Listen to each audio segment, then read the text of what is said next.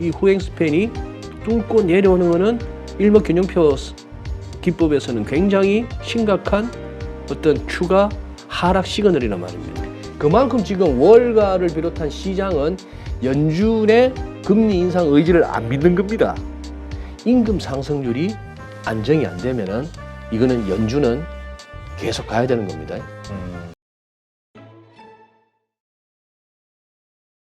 오늘 모신 분은 GFM 투자연구소 이진우 소장님입니다.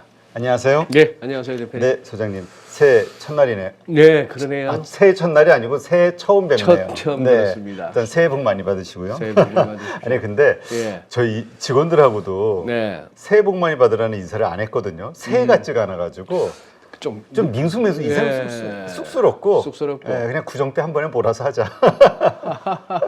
대표님도 아직 구정이라는 표현이 입에 아, 익으시구나. 그러게요. 설인데. 설, 네. 네, 설이 맞죠. 네. 자, 오늘 그 첫 번째 주죠. 2023년 새해 네. 금요일, 사실 금요일마다 이제 주가는 보통 밀리기는 하는데 오늘은 강한 모습으로 끝났어요. 근데 예. 사실 오늘 미국 증시도 좀 하락하였던 어떤 그런 상황이었기 네. 때문에 안 좋을 거라고 예상했는데 의외의 모습이 나왔거든요. 예. 어떻게 보시나요? 그러니까요.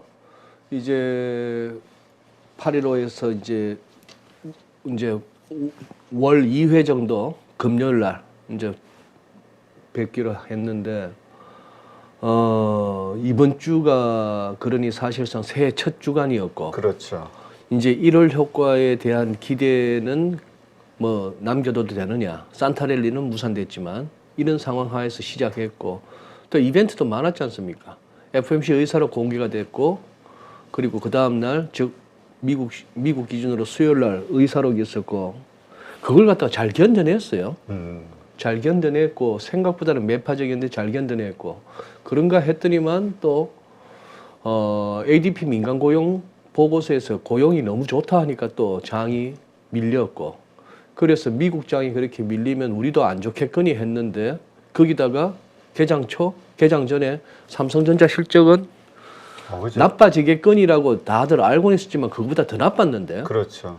그럼에도 불구하고 삼성전자 주가도 안 빠지고 안 빠지는 정도가 아니고 올라버리고 그렇죠. 지수가 뭐 장중에 30포인트 이상 가고 하니까 여기서 이제 참 놀랍습니다. 시장이 늘 어렵고 그리고 여기는 진짜 공식 같은 거 없다는 거.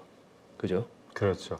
네. 정말 아침에만 해도 저희도 아침 라이브 하면서 네. 아, 오늘 시장 되게 힘들겠구나. 힘들겠구나. 다들 그냥 오늘 저 노트북 덮고 다 그냥 바깥에 나가서 뭐 산책이나 하자 뭐 이런 얘기들이 많았는데 네. 깜짝 놀랐어요. 그죠?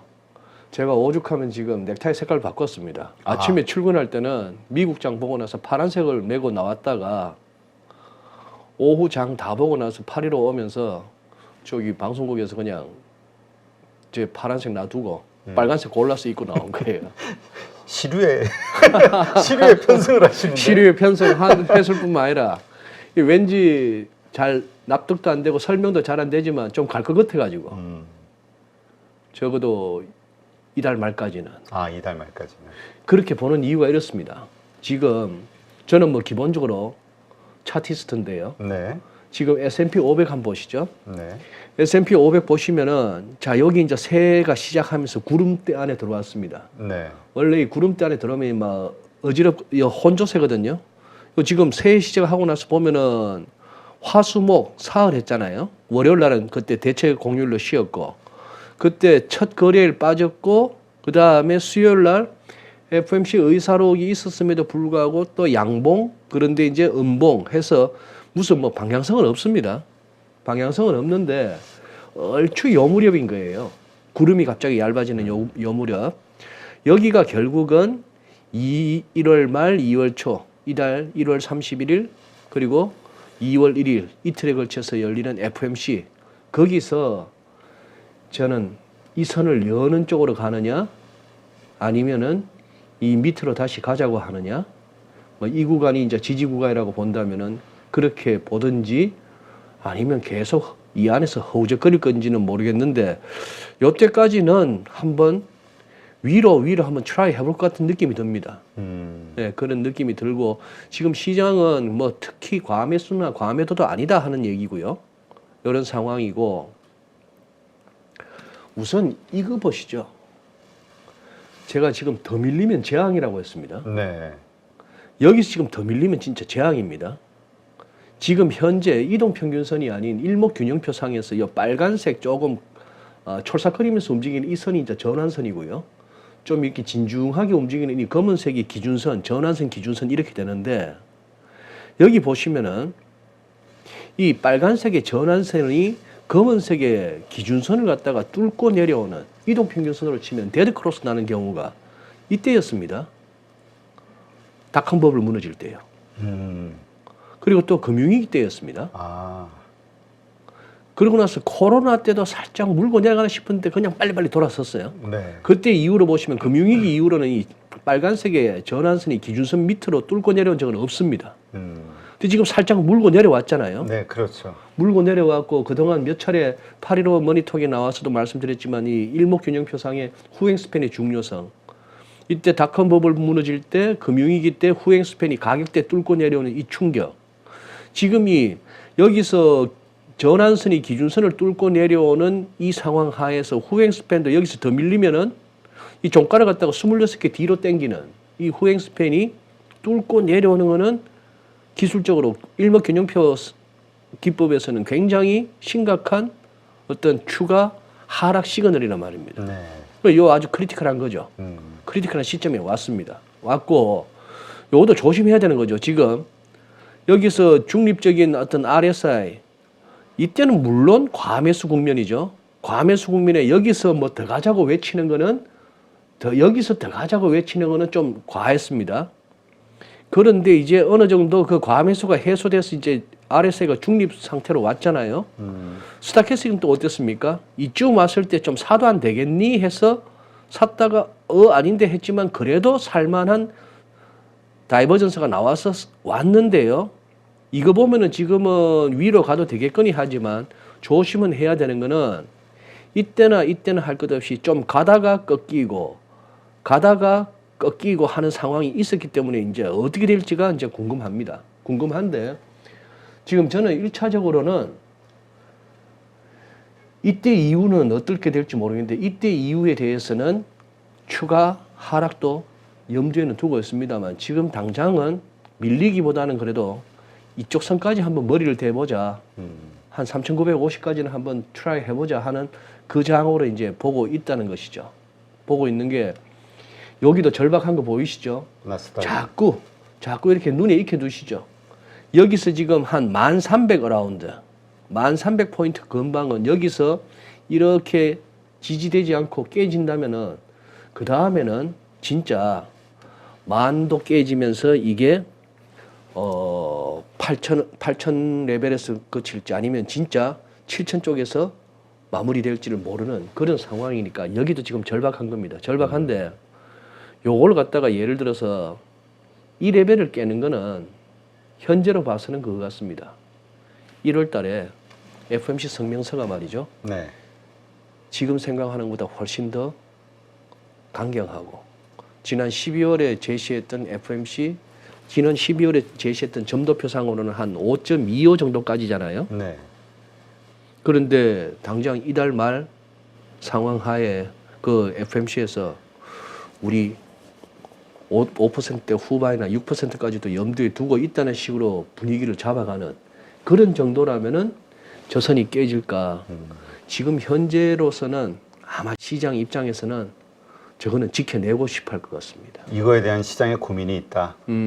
그리고 저 선을 갖다가 깨자고 하는 공격도 나름대로 있었다고 보거든요. 공매도 세력들이겠죠. 공매도 세력들이. 이제 그렇게 있었는데 그게 이제 자꾸 단단한 하방을 갖다 확인하는 걸로 봐서는 그러한 공격도 조금은 약화될 수도 있고 그렇게 보입니다. 네. 근데 하나 궁금한 게 네. 이제 일목균형표 차트를 네. 주로 보시잖아요. 네. 근데 우리가 일반적으로 보는 거는 가격 이동평균선. 이동평균선. 네, 네. 이거를 많이 보잖아요. 예. 이게 어떤 차이가 있는 겁니까? 지금 이제 저 같은 경우 이제 이동평균선도 보고 일목균형표도 보는데 어떨 때는 이동평균선 꺼졌는 걸 가져오고 어떨 때는 이제 일목을 가져오는 거는 중에서 그 중에서 이렇게 딱 한눈에 뭔가 직관적으로 보이는 차트를 그냥 갖고 오는 겁니다.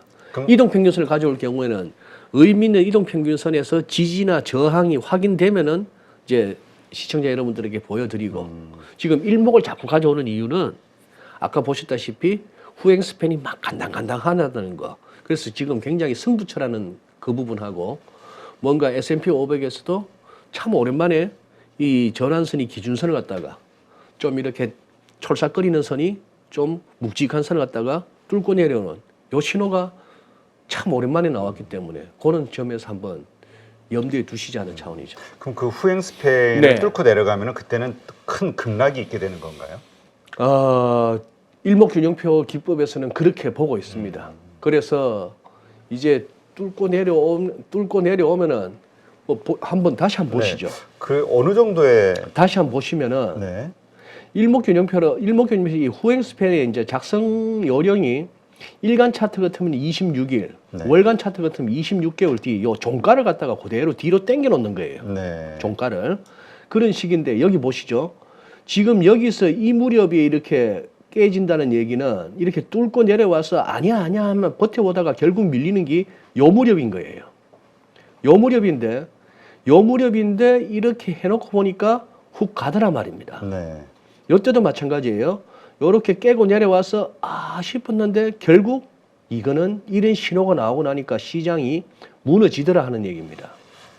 이제 그렇기 때문에 올라갈 때도 마찬가지예요. 올라갈 때도 이렇게 보면은 올라오는 사이는 이 무렵인데 이 무렵 이렇게 한번 뚫고 올라와서 옆으로 이렇게 좀 숨고르기 하다가 또 결국 시세가 엄청나게 나잖아요. 그 반대의 경우 뚫고 갈 때는 강한 상승장을 시사하고 그런 겁니다. 네. 무슨 근거로 차트 보는 사람들한테 무슨 근거로 그 무슨 이론적인 배경이 뭐야라고 하지 마십시오. 왜냐하면은 이거는 그런 경향이 있더라 하는 거예요. 그런 경향이 있더라 하는 것이고 그러면 뚫고 내려오면 무조건 약세장이야? 무조건은 없습니다.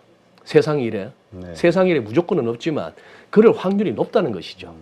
그리고 요즘 같으면 이제 이런 차트 기법이 더 잘 맞는 거는 어지간한 예전에는 시스템 트레이딩이라고 얘기했던 시스템 트레이딩이 딴 거 없거든요. 요즘 알고리즘이라고 하는 기계들이 막 주문 낸다는 거에 대부분의 포지션 진입과 청산의 최종적인 어떤 결정은 기술적인 판단입니다. 네. 어느 레벨이 지지냐 저항이냐 지지가 무너졌느냐 저항이 돌파됐느냐에 따라서 저항이 돌파됐다 싶으면 숏 쳤던 선수들 그냥 쇼카바 나오는 거고 아니면 기다렸다가 언제 살까 싶었던 선수들 매수 주문 나오는 거고 그게 지금 이동평균선이 되었건 일목이 되었건 피보나치가 되었건 어떤 패턴의 선이 되었건 그게 이제 열리고 깨지는 거에 따라서 여기저기서 많은 시장 참여자들이 똑같이 책에서 배운 대로 과거의 또 경험상 차트가 시사하는 대로 움직이다 보니까 요즘은 가면 갈수록 애초에 기술적 분석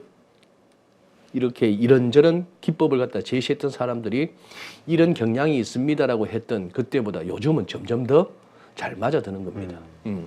지금 그렇다면 지금 말씀하신 일목균형표상의 그 후행 스팬을 깨려는 그 바닥권에서의 치열한 공방전. 치열한 공방이란 얘기죠. 치열한 공방이란 얘기니까 여기서 깨질까요? 아니면 안 깨지고 여기서 상승으로 갈까요?를 당신이 맞춰봐 하는 거는 요가지 마시라니까요.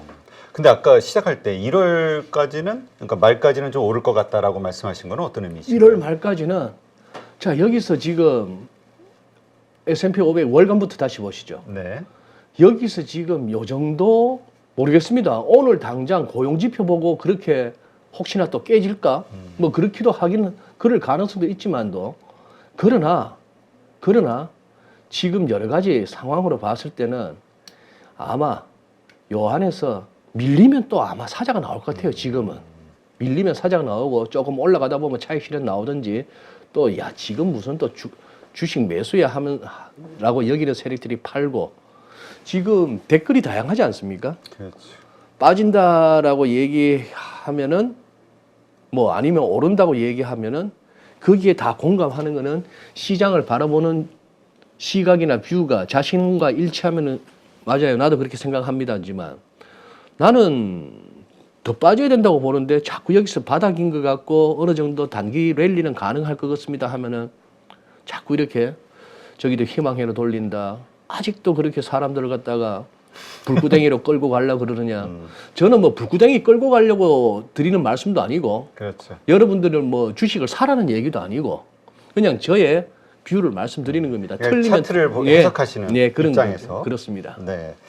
자, 일단 오늘 말씀하신 대로 연준의 그 FOMC 12월 의사록 공개되고 민간 고용 모용서 예. 이게 잘 나왔음에도 불구하고 하여튼 잘 나왔죠. 그냥 이게 좋은 게 이제 악재가 돼가지고 예. 이제 뉴욕 증시가 하락한 거잖아요. 네.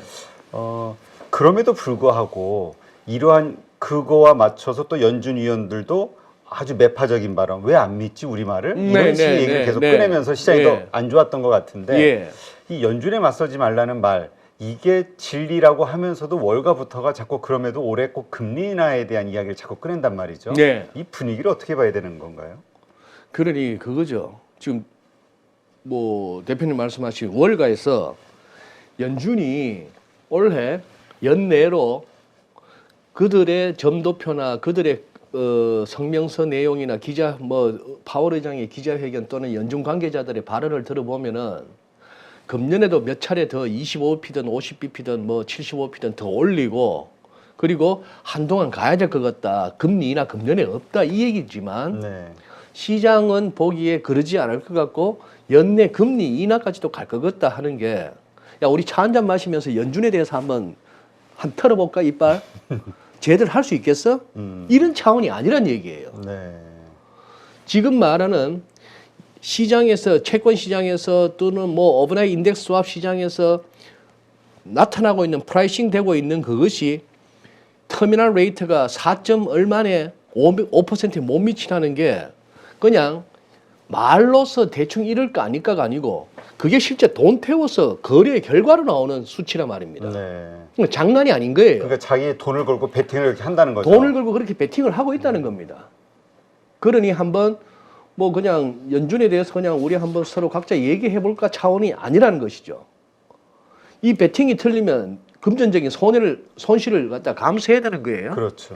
그만큼 지금 월가를 비롯한 시장은 연준의 금리 인상 의지를 안 믿는 겁니다.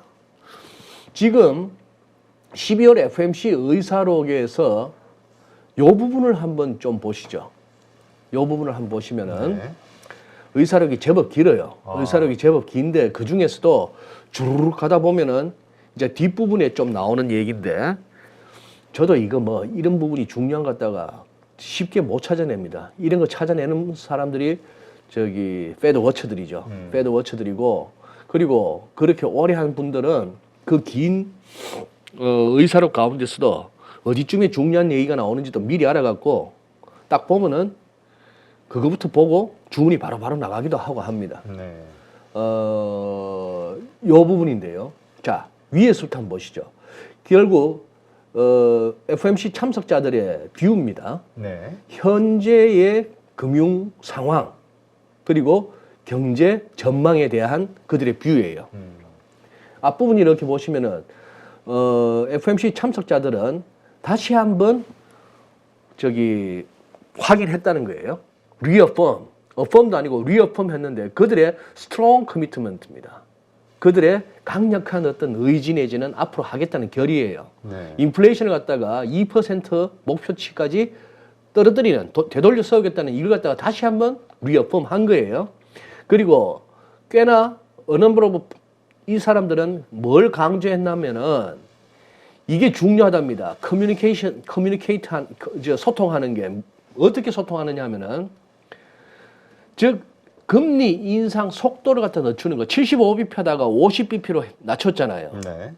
이 낮춘 게 그게 any weakening of the committee's resolve 그러니까 이 FOMC 위원회의 결의가 약해졌다는 시그널이 아니라는 거예요. 아 이걸 갖고 시장에서 75bp 올리다가 50bp 올리네. 인플레이션에 싸우겠다는 연준의 의지가 좀 약해졌네. 이게 아니라는 것을 갖다가 확실하게 소통하는 게 커뮤니케이션하는 게 중요하다는 얘기예요. 아니거나 또는 인플레이션이 이미 아주 꾸준한 다운워드 패스 인플레가 꾸준하게 지금 하방 쪽으로 인플레가 완화되는 경로에 접어들었다고 FMC가 판단한 것이 또 아니라는 것을 갖다가 소통해야 된다는 얘기예요. 근데 이게 중요한 게 아니고 더 밑에 요 부분인데, 그리고 참석자들은 이렇게 얘기합니다. Monetary policy worked importantly. 이 통화 정책이 금융시장에서 중요하게 작동하기 때문에, 그렇기 때문에 이 unwarranted easing in financial condition, 금융 환경에서의 이 부적절한, 정당하지 않은 이 완화, 이 금융 환경의 완화라는 것은 이런 표현입니다. 예를 들어 국채 수익률이 네. 막 4.3, 4.5 막 이렇게 가던 그 상황, 그게 지금 3.5 이런 식으로 내려오는 시장 금리가 낮아지는 거, 그렇죠. 돈 빌리기 쉬워지는 거, 주식이 막 올라가는 거, 이런 것들이 금융 환경의 완화예요. 그런데 이걸 갖다가 unwarranted라고 표현해서 지금 경제 상황이나 지금 통화 정책 하에서 지금 같은 인플레이션 국면에서 그것은 부적절하거나 정당하다고 여기기 어려운 그런 식의 금융 환경의 완화, 특히 especially 그게 만약에 말이죠, 그러한 금융 여건의 완화가 어떻게 도출됐는가 하면은 misperception by the public이에요. 대중들의 오해인 거예요. 그 오해는 이 FMC 위원회의 리액션 펑션, 반응 함수에 대한 오해. 뭐야? 75p 올리다가 50bp 올려. 쟤들이 이제 금리 이제 곧 인상 멈추겠네. 아, 쟤들 인플레 잡았다고 보는 거네. 뭐 이런 거네. 조만간 이러다가 이제 금리 낮출 수도 있겠는데 라고 하는 misperception이에요. 시장이 자기들을 갖다가 지금 오해하고 있다는 것에 대한 경고입니다, 이거는. 경고예요. 그래서 그런 식의 unwarranted easing, 이런 식의 부적절한 금융 환경의 완화는 물가 안정을 회복하려는 위원회의 노력을 복잡하게 만들 것이다. 그러니까 확실하게 자기네들이 잡아줄 필요가 있다. 인플레 잡겠다. 인플레 잡겠다 하는데 왜 너가 무슨 뭐 시장에서 보면은 무슨 시장에서 가격으로 나타나고 있는 최종 금리에 대한 예상은 무슨 5%에 못 미치네, 어쩌네, 연내 금리 인하까지 반영하고 있네. 연준이 이제 기분 나쁘다는 거예요. 야, 그래가 인플레가 잡히겠니 하는 겁니다. 우리의 물가 안정 의지를 우습게 보지 말라. 우리를 좀 물러보지 마라. 이 얘기예요. 이 얘기였기 때문에 FMC의 의사록이 공개됐을 때, 그날 뉴욕장 보시면은 의사록 공개됐을 때는 상승세가 마이너스로 돌아버립니다. 그렇죠. 마이너스 돌았는데 마지막 30분에 또 끌어당겼어요. 그래서 또 플러스로 돌렸어요. 플러스로 돌렸습니다. 플러스로 돌렸는데, 그랬다가 하루 뒤에 ADP 민간 고용이 일자리 창출이 너무 많이 나오니까, 야, 그러면 연준 말이 맞나? 뭐 이래 되면서 어제 또 이제 밀렸던 거예요. 네. 근데 모르겠습니다. 오늘 또 뚜껑을 열어봐야 되겠지만 금요일, 그리고 노동부가 발표하는 고용지표가 나오겠죠. 네. 나오겠습니다만 오늘 관전 포인트는 그겁니다.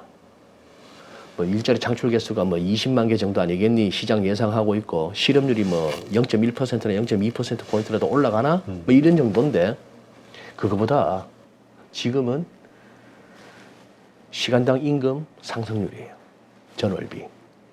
이게 예를 들어서 시장 예상보다도 뭐 0.1%라도 더 높게 나오면은 임금 상승률이 안정이 안 되면은 이거는 연준은 계속 가야 되는 겁니다.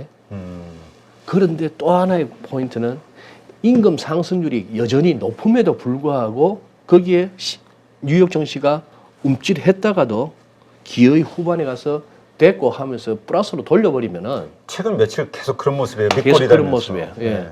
그런 모습이면은 시장이 딴 거 있습니까? 내가 생각하기에 이런 재료나 이런 지표나 이런 이벤트에 대해서는 이렇게나 이렇게 반응해야 된다고 생각하는데 내 생각과 반대로 가면은 내가 접어야 되는 겁니다. 그러니까 이제 시장은 네. 그런 악재를 반영한 바닥권을 이 정도에서 인정해 주는구나. 이 정도면 살만하다고 생각하는구나. 아니면은 이 정도에서는 더 이상 나올 매물이 없거나, 아니면 여기서는 아무리 더 밀고 더 악재가 나온데도 내가 차라리 끌안고 죽으면 죽었지 팔지는 않겠다 레벨까지 왔거나 아니면은 이미 이런 식의 흐름을 갖다가 보고 세상 망해라 나는 돈 벌게 하는 세력이 너무 많거나 네.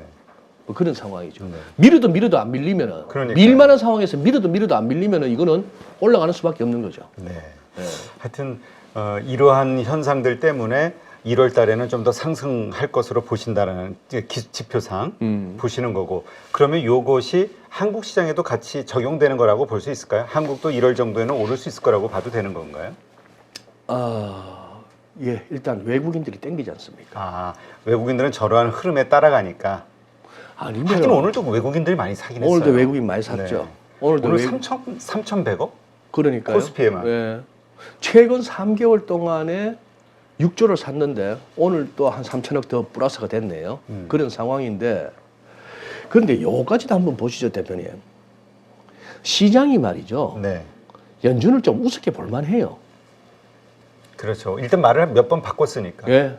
말을 몇 번 바꾼 데다가 파월만 해도 몇 번 바꾼 데다가 이 형 말입니다. 이 형. 제임스 블라드 말입니다. 예? 세인트루이스 연방은행의 프레지던트 앤 CEO 짐 블라드, 제임스 블라드 어제 이걸 올렸어요. 어떤 행사에서 또 이제 프레젠테이션을 한번 했습니다. 그 자료가 올라와 있는데 2023년에 디스인플레이션에 대한 전망이에요. 인플레이션은 물가가 오르는 거 아닙니까?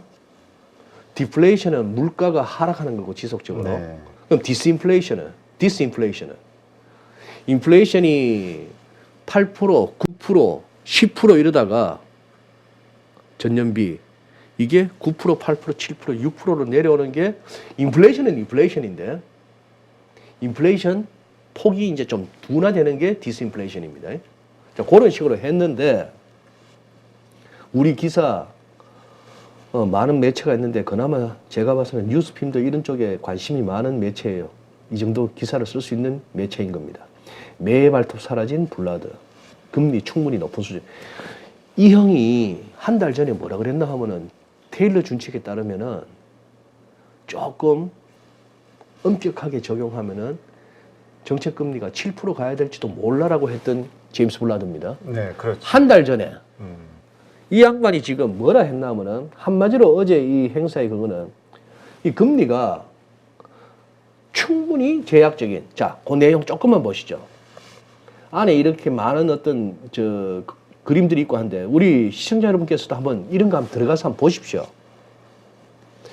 Federal Reserve Bank of St. Louis 해서 한번 구글 하시면 홈페이지 나오고 홈페이지 들어가시면은 지금도 아마 대문 화면에 제임스 블라드 총재 저기 나오고 클릭해서 들어가시면은 바로 나오는데 많은 내용 중에 이겁니다. 인플레이션은 너무 높대요. 너무 높은데 그러나 인플레이션은 지금 디클라이닝 하고 있답니다. 그러면서 이걸 올려놨습니다. 지금 헤드라인 CPI요. 7% 미국 같은 경우에 헤드라인 CPI 7% 갔다가 이제 쭉 내려왔잖아요. 여기가 어딥니까? 이제 6% 밑으로 살짝 내려오나요? 뭐 요런 상황. 그 다음에 요거는 코어.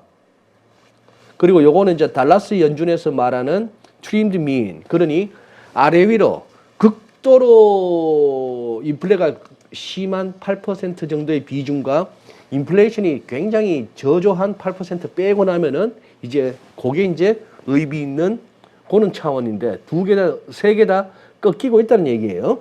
그 다음에 그리고 이 슬라이드에서 제목은 그래요. 인플레는 여전히 타겟, 이 2%라고 하는 이 타겟보다도 굉장히 well above, 꽤나 높아요. 높은데 inflation expectations, 인플레이션 기대 심리는 relatively 상대적으로 낮답니다. 네.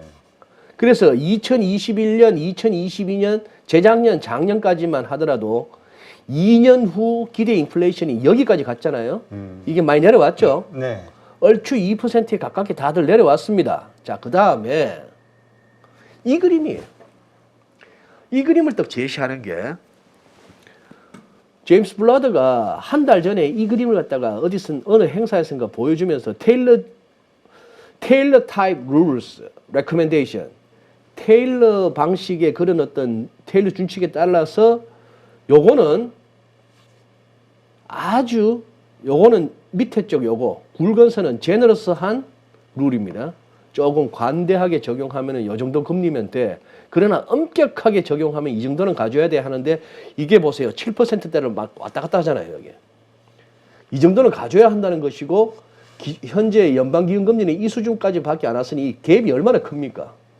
갭이 큰데 요번에 제시한 행사에서 제시한 자료에다가 요렇게 점을 찍었어요. 2023년에 중간값 중간 전망치입니다. 네. 이 정도까지 가주면 5.2, 5.125, 5에서 5.25 사이 이 정도까지 가주면은이라고 돼 있는데 요 안에 들어왔지 않느냐 하면서 충분히 제약적인 수준, sufficiently restrictive한 이런 수준의 정책 금리가 가까워졌다 하니까 이 표현은 뭐냐 하면은 제가 아까 제목 이렇게 달았죠. 최근 한 2년 동안에는 저기 제임스 블라드하고 크리스토프 월러 세인트루이스 연방은행에 있다가 지금 FRB 이사로 가 있는 그 둘이가 얼마나 매파적이었고 또 2022년에 펼쳐질 연준의 정책에 대해서 미리 힌트를 잘 줬잖아요. 네. 굉장히 인플레 때문에 금리를 갖다가 많이 올리게 될 거야 했던 그 사람이라서 최근 2년 동안에는 연준 내에서 가장 매파적인 사람으로 인식되고 있지만 이 제임스 블라드라는 분은 벌써 오래됐는데 짬밥은 지금 현재 지역 연방은행 총재들 가운데 제일 오래됐습니다. 그러니까 이러한 것들 그런데 때문에 이 사람이 이렇게 나왔다는 얘기는 굉장히 유연하다고도 할 수도 있고 굉장히 왔다 갔다 할 수도 있는데 지금 싹 말이 또 어떻게 됐다? 지금 바뀌었죠. 그러니 시장 입장에서는 누굴 믿냐? 그렇죠. 또 다른 연준 위원은 또 완화적인 이야기 하는 사람도 있고. 네. 그러니까 이게 이제 시장이 혼란스러워하는 것 같은데. 그러니까 파월의 말만 믿어야 되는 것인지. 네. 그러니까요. 하여튼 이러한 것들 때문에 시장이 갖게 되는 금리 인하에 대한 기대감 분명히 이유는 있다. 예. 그리고 거기에 이유가 확실하다고 생각하니까 돈을 베팅하는 사람들도 있는 거고. 네. 어쨌건 이러한 현상 때문에 1월에는 우리가 소위 말하는 1월 효과라고 할 수 있는 뭐 하여튼 1월 말까지는 상승도 가능하지 않겠냐. 기술적 분석으로는 이렇게 보시는 거죠. 기술적 분석은 그렇게 보고 혹시나 오늘 밤 고용지표 때문에 뚝 부러진다면은 뭐 제가 지금 또 잘못 보고 있는 거죠. 알겠습니다. 네.